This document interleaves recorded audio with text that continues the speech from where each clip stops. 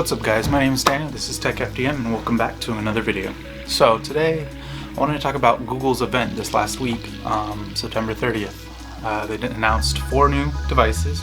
That's the Pixel 5, Pixel 4a 5G, the Nest audio speaker, and the Google Chromecast with Google TV, which includes a TV remote.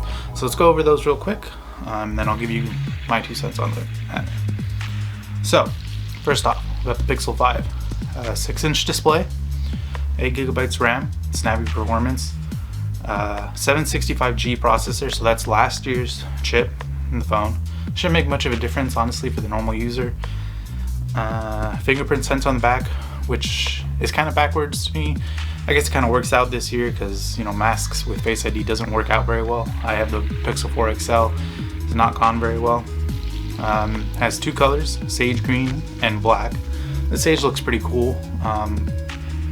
Comes with Android 11 pre-installed.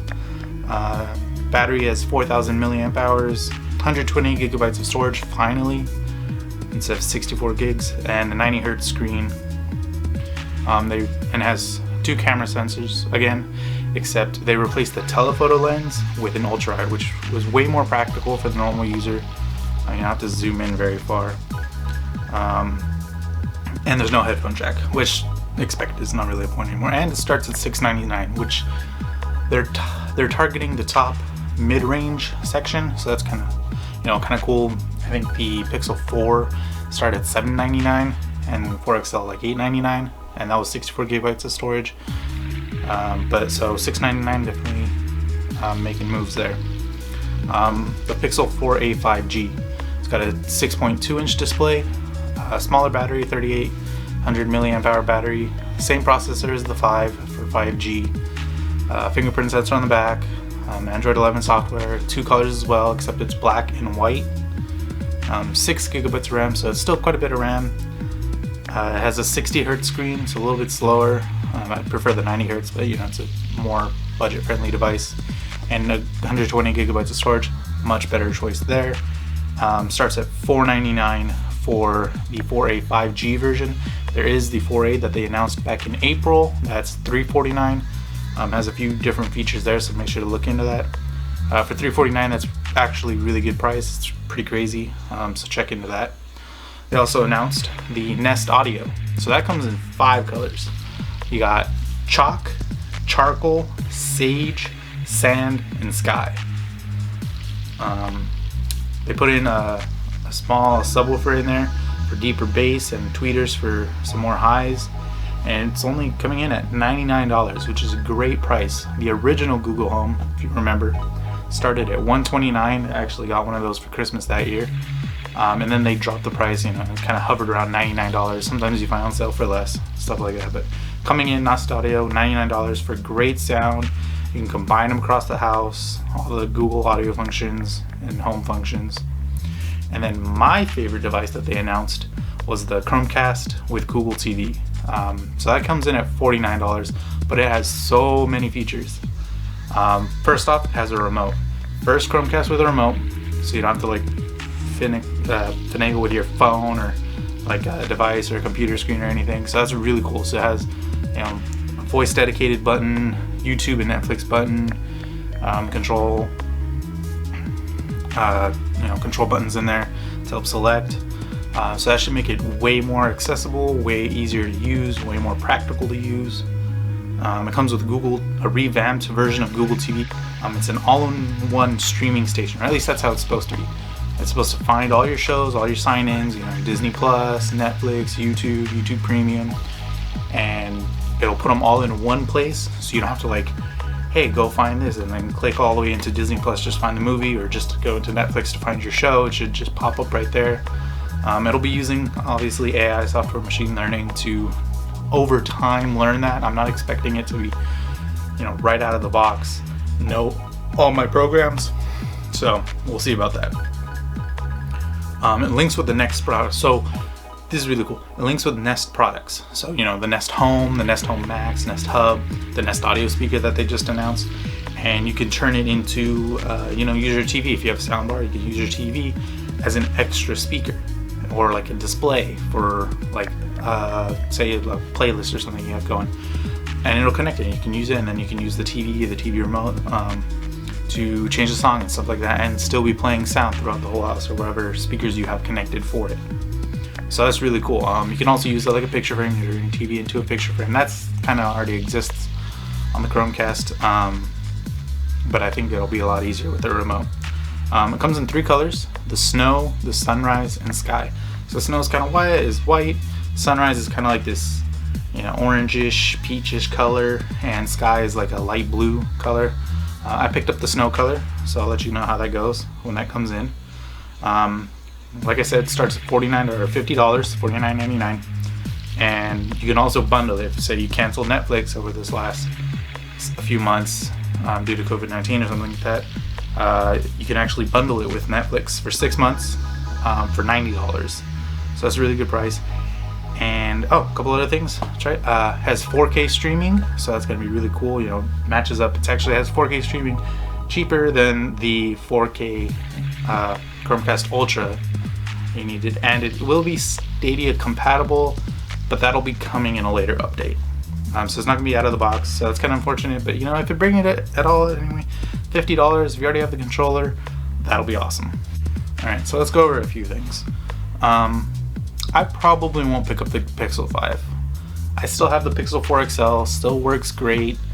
I actually prefer the face unlock even with the masks. I know it's kind of annoying, but if you're at home, you're not wearing a mask, and it works out still. So I just prefer that. I've been since using it. It's fast. It's kind of unfortunate that they got rid of the Soli chip. I mean, it was kind of gimmicky, but it did have some useful features, such as like the waking up your phone as you reached for it kind of thing. So we'll have to see how that goes. They said they haven't gotten rid of it, so we'll see when they bring it back. But overall, for the Pixel 5, I think they made some really good choices. Google did. They're just targeting a more budget-friendly market. It's a pretty competitive market, but it is more budget-friendly. $699 was a good price point. They probably could have pushed it like $50 lower, maybe $649. Just for the certain features and just how those features are going to get hit in the media or on YouTube. But overall, I think they made some really good choices with the lower chipset, the screen drop down instead of like the 2K display, but using 90Hz refresh rate, so you still don't really notice the difference. They're just cost-saving features, and I think it'll work out well. And like I said, aluminum is cheaper than glass. It does still have wireless charging, so that's really cool. Apparently they used like a hole in the back of the aluminum case with some like resin, bio resin they called it, on the back to allow for the wireless charging and reverse wireless charging. So if you have Pixel Buds, you can, if you need to charge those, you can use the back of the phone, kind of like the Samsung phones had last year. So that's really cool. That's a really useful feature in my opinion. Reverse wireless charge, as long as the battery can hold it. If you don't want to be reverse wireless charging if you're gonna be killing your phone in the process. So we'll see how that goes. But I think that's a really cool decision to allow for wireless charging, even if it does have a metal casing. And it also comes 5G capable for that next generation mobile data. So that should work out really well. I've heard 5G is really good. I haven't seen many phones utilizing it so far, or many people talking about it yet. Probably just not that big a market yet for it. I know like the carriers have 5G pretty spread out, but we'll have to see as more devices come out how the 5G goes. So I'll just touch on the 4A 5G real quick. I went over the features like earlier, but there's just one main thing. It starts at $499 for the 5G. I don't know that it would be worth it to pay the extra $150 over the 4A. It's got some good features, high 128 gigs, Android 11 software, bigger screen, and all that, and it has 5G if you're really into that. But for $150 more than the 4A, which doesn't have 5G, mind you, I don't know that it's worth it. I mean, if you really want the 5G and want to be prepared for the 5G, I guess it's a good idea just to splurge a little bit on that. But if you're not really that into it, I mean, 4G is going to work great for a while, maybe even until you get another phone in the next few years or so. And so I just don't think that spending the extra $150 on the 4A 5G is worth it over the 4A at $349. And then, like I said, my favorite item that they announced at Google's event was, their night in, launch night in. That's what they called it. My favorite device was the Chromecast with Google TV.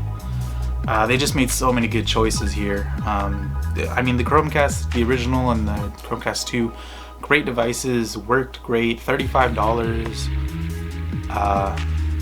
Just awesome choices made there, and just worked really well for the most part.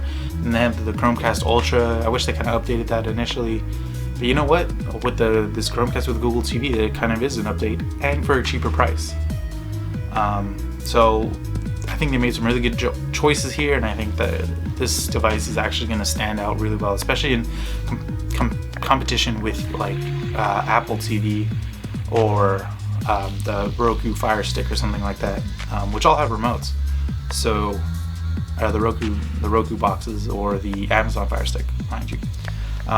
So like I said, they got the fully revamped Google TV software, so we'll have to see how that goes. I think it'll go well. It looks pretty clean, well put together. They have the For You tab, and they kind of try to make it personalized, so we'll have to see how that goes. Obviously it'll come with updates, so we'll have to see how that goes. You can voice search, like I said, with the remote across multiple services. So if you really wanted to, you could play Mulan on Disney Plus, and it would play it. Like, you wouldn't have to click to Disney Plus and then start up Mulan. You just tell it, and it would start it up. Like I said, it connects to other Nest devices. I mentioned the speakers earlier. Another useful feature actually is that it connects to the Nest camera. So if you have like a doorbell cam or outdoor cameras, you could just tell it hey, pull up doorbell camera, and you can see what's going on outside, or pull up outdoor deck camera or something if you have one on your deck, and you can see what's going on right from your TV. You want to get up, you don't have to pull out your phone or anything. You just tell it hey, pull it up while you're watching TV. If you want to check a noise real quick, or just check on the kids outside or something, you pull it up, see the screen, alright, everything looks good, tell it to go away, and boom. Like I said, 4K capable, which is awesome, because if you wanted 4K previously, you needed the Chromecast Ultra, and that works great, mind you, but it was also more expensive than this. So like $20 more expensive. So that's really cool. I think that's a step in the right direction for sure. Like I said, $50 for all this. That's great. That is awesome. $50. Maybe there will be sales coming up soon, especially for the holidays, so even better. But to get all that, 4K streaming, obviously you need a 4K device, like a 4K TV to do it, but 4K streaming, voice search, remote, Google TV software with all your services in one place, and it connects to the Nest audio displays and speakers and cameras and stuff. There's just so much good functionality in this device that it's almost ridiculous not to buy one. So anyways, just to recap real quick, I think Google's going in the right direction with the Pixel 5. Hopefully they bring some more high-end stuff back, but it's a good step in the right direction this year. The 4A 5G, not really worth it in my opinion over the 4A at $349. The Nest Audio should be a great sounding speaker, and then my personal favorite, the Chromecast with Google TV. I think that's going to be a really awesome game-changing device in my opinion. So if you haven't yet, subscribe, it really helps out. Like this video if you like the information I've given you. If you have any questions, leave them in the comments down below, and I'll try and answer them, or we can get someone else to answer them too. But other than that, I'll see you guys in the next one.